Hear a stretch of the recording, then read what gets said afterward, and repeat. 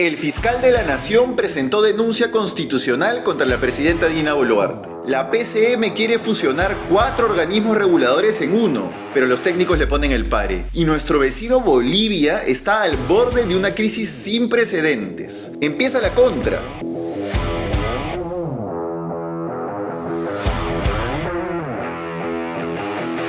Hola, soy Pablo Benza y esto es La Contra, el resumen de los temas que realmente te importan sin importar a quién le moleste. Se acaba el lunes 27 de mayo y hoy vamos a empezar hablando de política.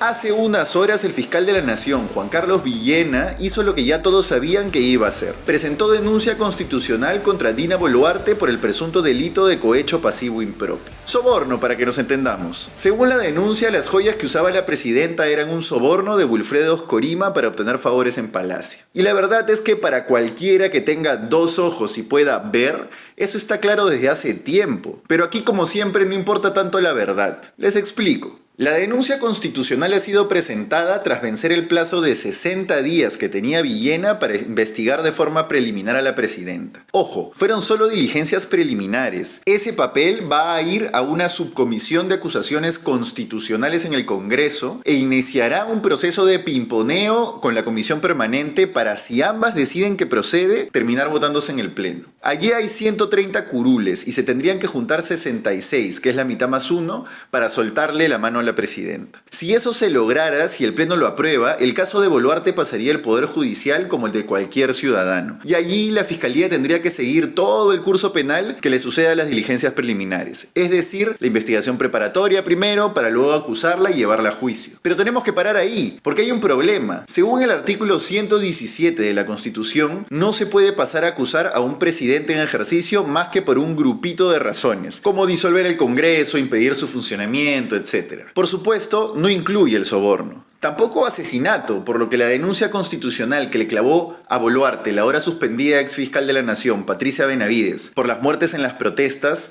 tampoco tenía mucho futuro. Lo que quiero que entiendan es que la denuncia que acaba de presentar Villena ante el Congreso no tiene utilidad penal mayor. Si el Congreso la aprobara, lo cual ya es difícil, tendría que pasar al Poder Judicial y ahí el proceso duraría más que lo que le queda a Boluarte en la presidencia. Lo que sí podría tener el documento que ha presentado el fiscal de la Nación es peso político, pero ojo, según se lo quieran dar los congresistas. ¿Por qué? Uno, porque si la denuncia constitucional avanza y llega al Pleno, vamos a tener todos los medios, horas de horas, metidos y hablando de la embarrada que está Boluarte. Y eso va a generar que el Ejecutivo tenga que encontrar formas de defenderse ante la opinión pública. Sí, ya sabemos que acusar de corrupta a una señora que se limaba las uñas mientras mataban a la gente en la calle es lluvia sobre mojado, pero al menos la pantomima de que les importa defenderse van a tener que hacer. No se olviden además que todavía queda pendiente la demanda del gobierno ante el Tribunal Constitucional para que impida que la Fiscalía de la Nación siga con todo este proceso. Pero mientras eso se define, también hay un segundo efecto político de la denuncia que ha presentado Villena: aumentar la presión por la vacancia. Es evidente que a los congresistas no les conviene quedar vinculados a una presidenta con 5% de aprobación. Las consecuencias para sus partidos y para ellos existen. Las hemos visto en el recibimiento hostil que tuvo Patricia Juárez en Puno, por ejemplo, como les conté ayer.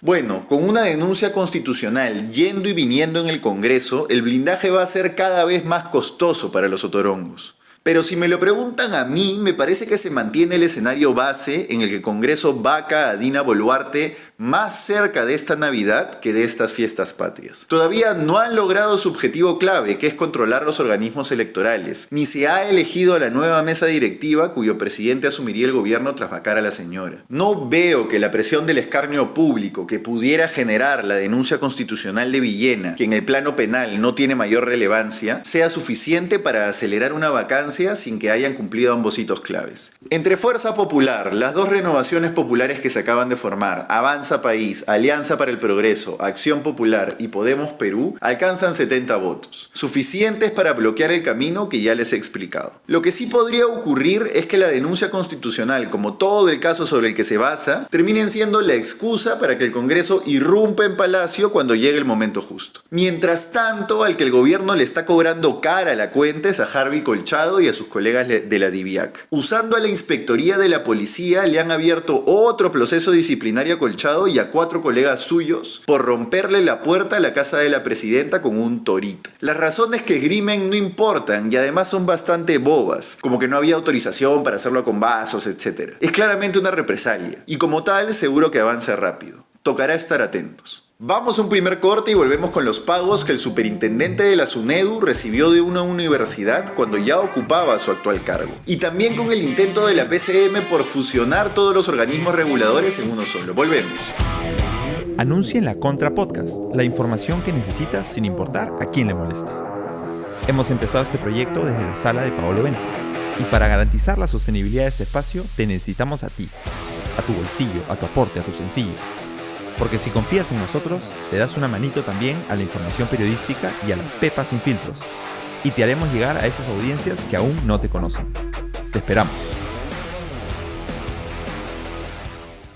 Regresamos con La Contra, el resumen de los temas que realmente te importan sin importar a quién le moleste. Recuerda que para recibir todas nuestras actualizaciones puedes entrar a nuestro canal de WhatsApp en el link que está en la descripción. Titulares. 1. Alboroto en el Ejecutivo. La PCM busca fusionar Ocitran, Ociptel, Ocinergmin y la SUNAS en un solo organismo regulador multisectorial. Los presidentes de estas instituciones, sin embargo, han puesto el pecho y enviado una carta para evitarlo. O sí que, seguro se estarán preguntando algunos, pero tranquilos, yo sé que este tema es un poco técnico para algunos, así que se los explico en sencillo. Las 4 entidades que les he nombrado son los 4 organismos reguladores que tiene el Estado para supervisar distintos sectores clave. Ocitran, por ejemplo, es el regulador de la inversión en infraestructura de transportes. Ociptel, de las empresas privadas de telecomunicaciones. Ocinergmin ve todo lo que es electricidad, hidrocarburos y minería, incluyendo la fijación de tarifas de luz. Y la SUNAS se encarga de agua y saneamiento. Bueno, la PCM busca fusionar los 4 en uno solo. Alegan que con eso se lograrán eficiencias en la regulación y aumentará la capacidad de coordinación entre todos los sectores. Y también dicen que es parte de las recomendaciones que ha dado la OCDE para que podamos entrar a su selecto grupo de países. Me queda la duda de que sea así. Pero como es obvio, los técnicos de estas entidades y de otras de la sociedad civil se oponen a la medida. Como les informé en calidad de primicia esta mañana por Twitter, los presidentes de Ocitran, Ociptel y la SUNAS han enviado una carta al premier Gustavo Adrianzén manifestando su descontento con esta iniciativa. Dicen que unificar las entidades arruinará su capacidad de regulación porque se necesitan especialistas y no generalistas para sectores tan complejos. Y el tema está todavía en comisión en el Congreso, pues la PCM lo ha metido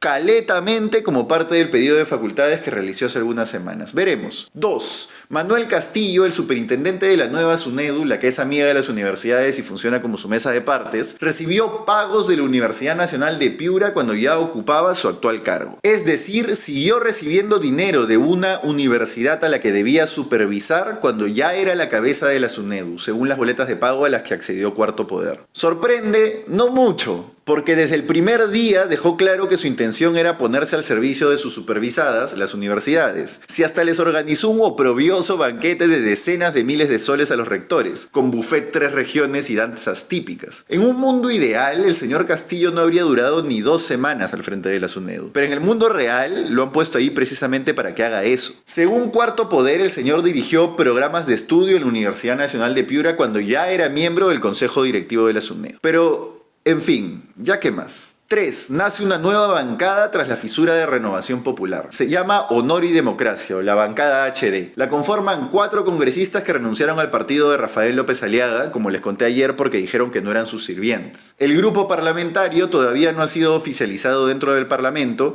pero no vería por qué la Junta de Portavoces no les daría luz verde. ¿Quiénes la conforman? Jorge Montoya, José Cueto, Gladys Echaíz, Javier Padilla y Héctor Acuña. ¿Por qué Acuña? Porque sí. Porque estaba como no agrupado y necesitaban uno más. Con esto se parte el voto conservador en Renovación Popular. A primera vista, nada indica que la nueva bancada votará distinto a lo que todavía controla Porky en los temas políticos más importantes. Así que es casi una formalidad. Y 4, en corto, la Superintendencia de Banca ha ordenado hoy que se disuelvan 5 cooperativas de ahorro y crédito y que se intervenga una más. Las 5 cooperativas disueltas son Crediconfianza, Yayatsi, Señor de Ánimas, Niño Jesús de Pachuca y Santo Domingo del Sur. Todas porque no presentaron sus estados financieros de los últimos ejercicios. Y la cooperativa intervenida es Arcángel, por pérdida total de capital social y de reservas. Ya les dije antes, cuidado con las cracks. Vamos a un último corte y volvemos con dos temas internacionales ineludibles: el abismo al que se asoma Bolivia por la escasez de dólares y el inhumano ataque a un campo de refugiados en Rafah, en Gaza.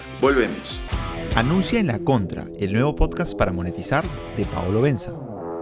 Ya somos una comunidad de más de 100.000 seguidores que siguen nuestras pepas día a día, que está creciendo en TikTok y hoy necesita de tu apoyo en este canal de YouTube.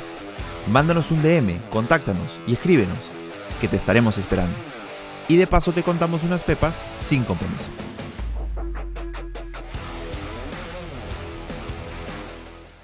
Volvemos con La Contra, el resumen de los temas que realmente te importan sin importar a quién le moleste. No te olvides de darle like a este video si te gustó para que llegue a más gente y de suscribirte a este canal. Cerramos hoy con un bloque de internacionales. La cosa se está poniendo feo aquí y allá. Primero lo que tenemos más cerca. La economía de Bolivia está a punto de estallar por escasez de dólares. Y siempre tengan esto presente: lo que pasa en un país con el que hacemos frontera, de alguna u otra manera nos va a mover la aguja, aunque sea un poco. Esa frontera con el Perú, especialmente en Desaguadero, es una de las más cargadas que tenemos en lo que respecta a comercio y contrabando de productos. Miles de comerciantes del sur de nuestro país viven del contrabando boliviano. Bueno, ¿por qué ya casi no hay dólares en Bolivia? Porque su economía se manejó muy mal en términos macro durante más de una década. Siempre es así. Primero parece que todo va bien, que el país anda boyante, pero las consecuencias se ven en el largo plazo. Hoy las reservas internacionales netas de Bolivia, las RIN, equivalen apenas a 1.700 millones de dólares, lo cual es una miseria. Para que se hagan una idea, el Perú tiene alrededor de 75.000 millones de RIN. Y la propia Bolivia hace 10 años tenía 15.000 millones. Pero la cosa es peor, porque de esos 1.700 millones que ahora tiene Bolivia, alrededor de 1.500 millones son en oro, que no sirve para lo que necesitan los empresarios bolivianos: importar hoy, mañana y pasado mañana. Entonces, en realidad, Bolivia tiene apenas 200 millones de dólares disponibles para el país. Un sencillito, prácticamente un monto simbólico para cualquier país. Y la crisis que se avecina es esta: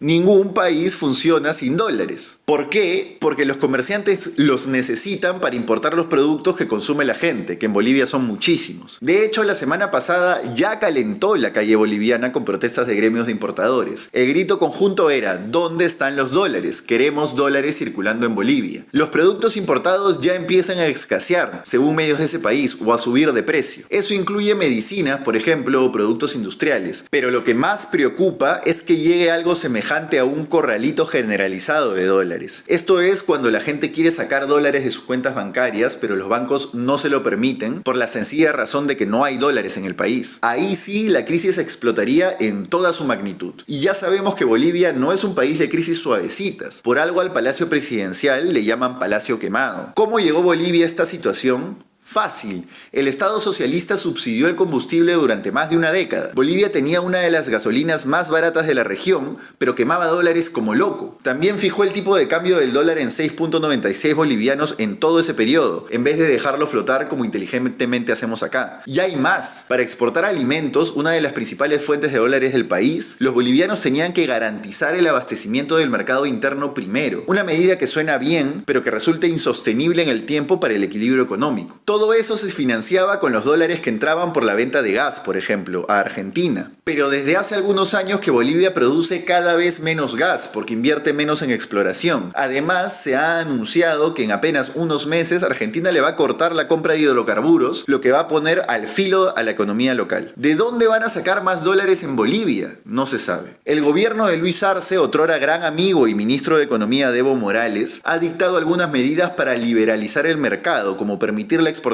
más libre de alimentos o flexibilizar los subsidios al combustible. El tipo de cambio sigue fijo, sin embargo, ya con un boyante mercado negro. Arce, quien como ex ministro es uno de los responsables de la política económica que acerca a su país a la debacle hoy, ha minimizado la crisis de divisas diciendo que sí, hay algunos problemitas, pero que son agrandados por sus enemigos políticos. Por supuesto, la de siempre. Un abrazo a mis amigos bolivianos. Y cerramos hoy con tristes noticias desde Gaza. Israel bombardeó ayer un campo de refugiados cercano a la ciudad de Rafah, al sur de la franja. Así lo informan distintos medios como la CNN, BBC, El País o la Deutsche Welle. El propio Benjamín Netanyahu, primer ministro israelí,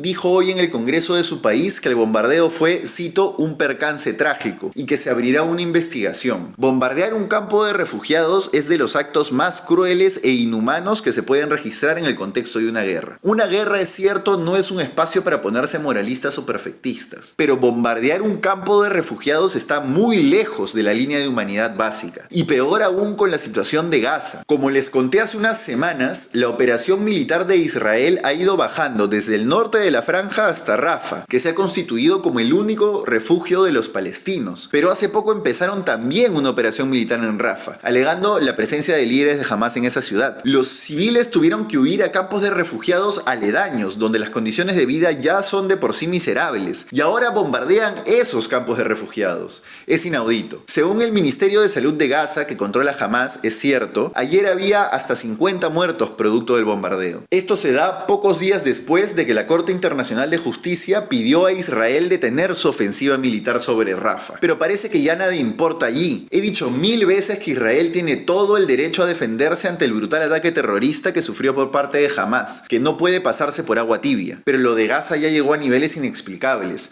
No puedes dejar a la población civil, toda de un mismo grupo étnico, sin escapatoria de vida. Esa es la definición del libro de un genocidio. En fin, la payasada de hoy llega gracias a nuestro alcalde capitalino Rafael López Aliaga, que el sábado se aguantó casi toda una entrevista en RPP sin decir la palabra caviarada, hasta que no pudo más y la soltó. Miren la cara de Fernando Carvalho y lo que responde. ¿Quién se está pactando con la caviarada? Pues ya se está pactando, claro. La palabra se había demorado 30 minutos en salir, ¿eh? Pero salió. Le encanta, le encanta. Bueno, es que la caviarada va ligada a la corrupción. Eso fue todo por hoy en La Contra. Disfruta, comenta, comparte este video en la noche de hoy o en la mañana de mañana, como más te acomode. Y recuerda, mañana nos vemos en Oak. Hasta entonces.